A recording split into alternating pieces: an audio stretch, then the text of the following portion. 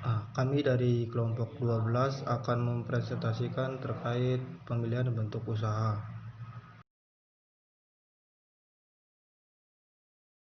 Sebelumnya kami akan memperkenalkan kelompok kami. Yang pertama ada Franciscus Saverius dengan NIM 23/2018-206. Kemudian yang kedua ada Denis Dwi Putra dengan NIM 23/2020-701. Terus yang terakhir ada saya sendiri Niko Bangun Abdi Gunawan dengan NIM 23/2020-702. Dalam pemilihan bentuk usaha ternyata berpengaruh terhadap aspek PPh yang akan dihadapi oleh seorang investor. Nah, ada 3 kajian pemilihan bentuk usaha, yaitu ada usaha perseorangan, kemudian ada badan usaha yang modalnya tidak terbagi atas saham seperti CV atau PT. Nah, di mana bahwa pilihan bentuk usaha yang tidak terbagi atas saham ini dia memiliki keuntungan pajak tersendiri. Jika dibandingkan dengan usaha perseorangan, tarif pajak tertinggi yang lebih rendah. Nah, kemudian jika dibandingkan dengan PT, maka keuntungan CV adalah tidak dikenakan pajak berganda atas pembagian laba atau dividen.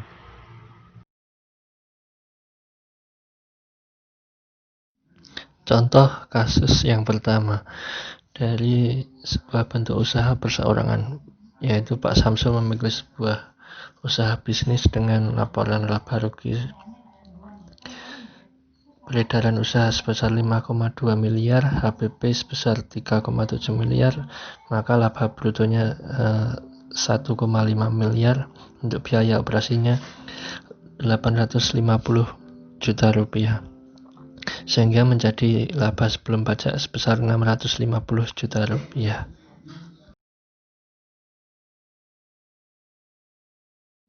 Maka perhitungan PPh terutang Pak Samsul selama tahun 2012 adalah laba usaha akan dikurangkan dengan penghasilan tidak kena pajak di sini dalam golongan kawin tanggungan 2, yaitu sebesar 45 juta. Maka penghasilan kena pajaknya atau PKP-nya adalah 605 juta. Maka untuk perhitungan PPh terutangnya adalah 5% dikalikan 50 juta, 10% dikalikan 200 juta, 25% dikalikan 250 juta, dan 30% dikalikan 105 juta. Maka hasilnya akan menjadi 126.500.000. Maka persentase PPh terutang terhadap laba usaha akan menjadi sebesar 19,46%.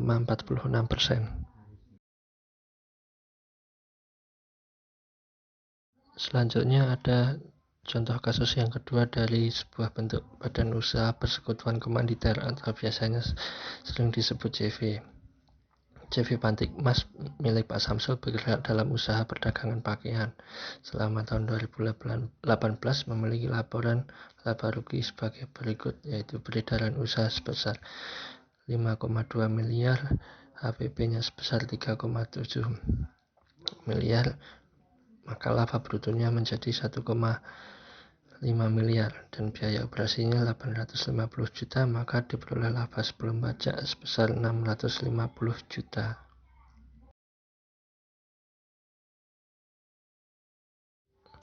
Maka perhitungan PPh terutang JV Batik Mas adalah laba usaha sebelum pajak sebesar 650 juta akan dikalikan PPh terutang dengan tarif pasal 31E, yaitu 50% dikalikan 25%, maka akan menghasilkan 81.250.000. Maka persentase PPh terutang terhadap laba usaha adalah sebesar 12,5%.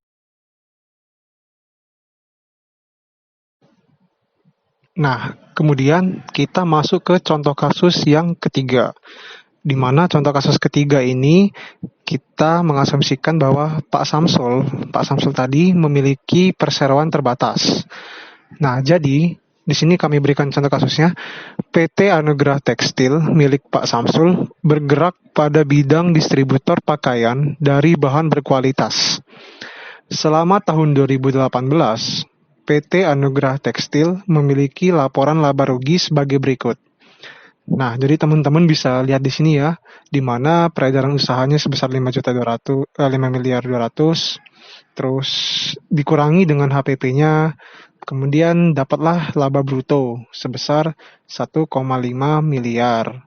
Kemudian laba bruto tadi dikurangi dengan biaya operasi, jadinya laba sebelum pajak sebesar 650 juta.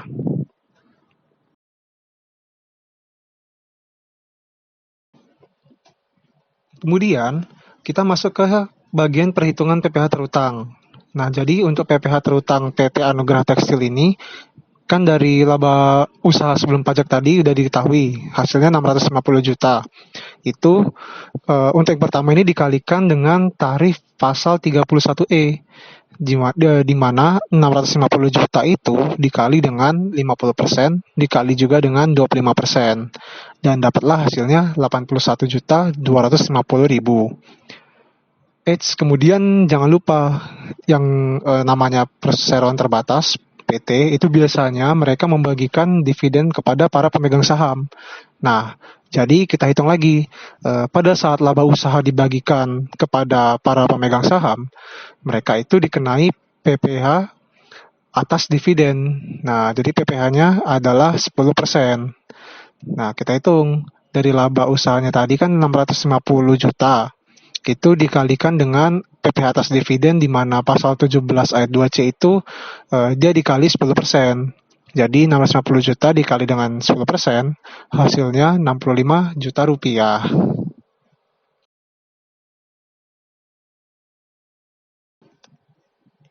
Sehingga total pajak terhutang oleh PT Anugrah Tekstil ini dan persentasenya terhadap peredaran usaha dapat kita hitung sebagai berikut.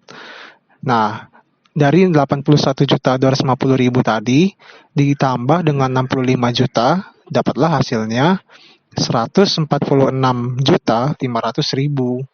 Nah, kemudian berapa persentase PPh terhutangnya terhadap laba usaha? Yaitu sebesar 22,5%.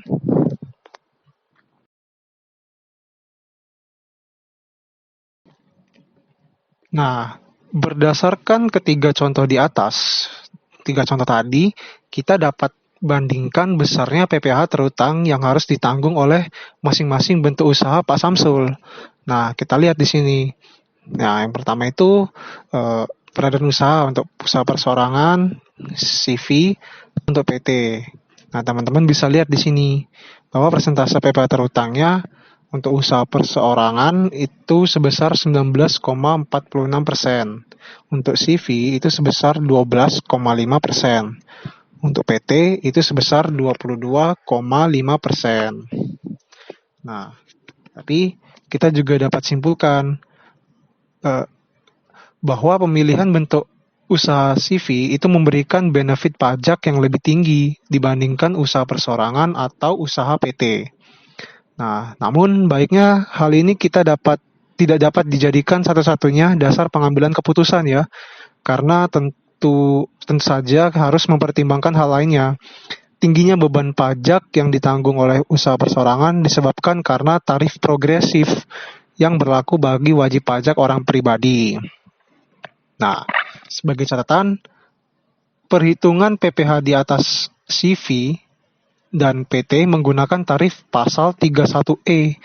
Nah, ya 31E UU PPh ya, yang memberikan fasilitas pengurangan tarif hingga 50%. Nah, seperti itu.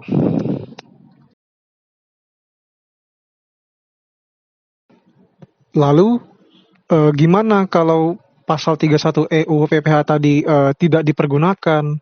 Nah, maka kita dapat memperoleh hasil perhitungannya seperti ini. Nah, jadi karena tidak ada biaya 50%-nya tadi, kita dapat lihat di sini hasilnya. Teman-teman bisa lihat tabelnya.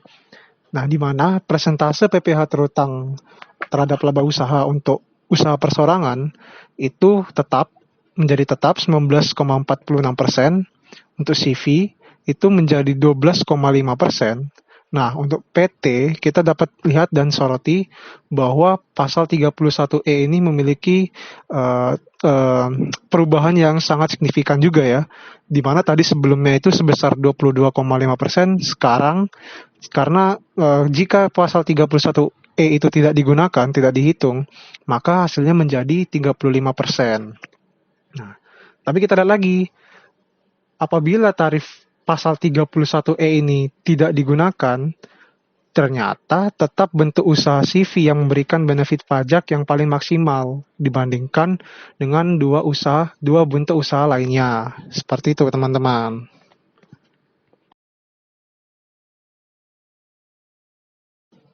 Nah, kita masuk ke kesimpulan.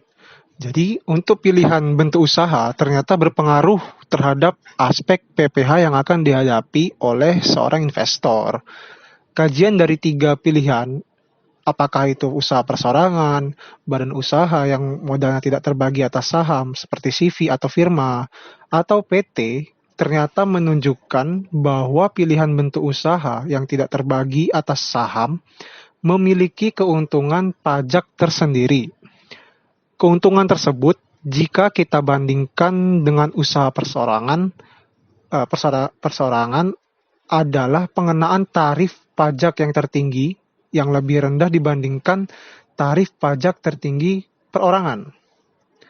Jika kita bandingkan bentuk PT, maka keuntungan CV atau firma adalah tidak dikenakannya pajak ganda atau double tax atas pembagian laba atau dividen.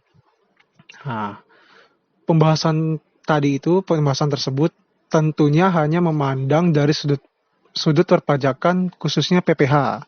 Dengan kondisi apapun bentuk usaha yang dipilih memberikan hasil yang sama bagi seorang investor. Secara lebih mendalam, tentu pertimbangan pemilihan bentuk usaha tidaklah sesederhana itu, teman-teman. Banyak aspek lain yang perlu dipertimbangkan, seperti aspek tanggung jawab pemegang saham, aspek kemudahan akses ke pihak lain seperti bank, dan lain sebagainya. Namun demikian, sudut pandang aspek pajak ini setidaknya dapat dijadikan sebagai salah satu pertimbangan dalam memilih bentuk usaha.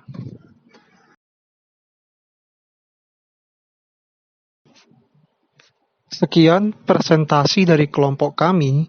Semoga apa yang kami sampaikan dapat dimengerti ya teman-teman. Selamat pagi, selamat siang, selamat sore, dan sampai jumpa di lain kesempatan. Terima kasih.